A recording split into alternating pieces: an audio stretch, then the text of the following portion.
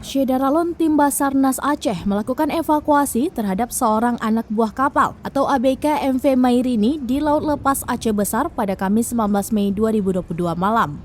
ABK yang diketahui bernama Antonio Febraga asal Filipina ini dievakuasi karena mengalami penyakit stroke saat berlayar dari Loyuan tujuan Penang. Dalam proses evakuasi ABK tersebut dilakukan Tim Basarnas Aceh bersama pihak-pihak terkait dengan menggunakan kapal KN SAR Kresna 232. Kapal SAR bergerak dari Pelabuhan Ulele sekitar pukul 21.40 waktu Indonesia bagian Barat. Pelaksanaan evakuasi dilakukan di Selat Banggala sekitar 6 mil dari Pelabuhan Ulele.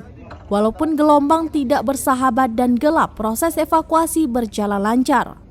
Setelah tiba di Pelabuhan Ulele, korban kecelakaan kerja tersebut langsung dilarikan ke RSUZA dengan menggunakan ambulan untuk mendapatkan penanganan lebih lanjut. Dari Banda Aceh, Henry Surambi on TV.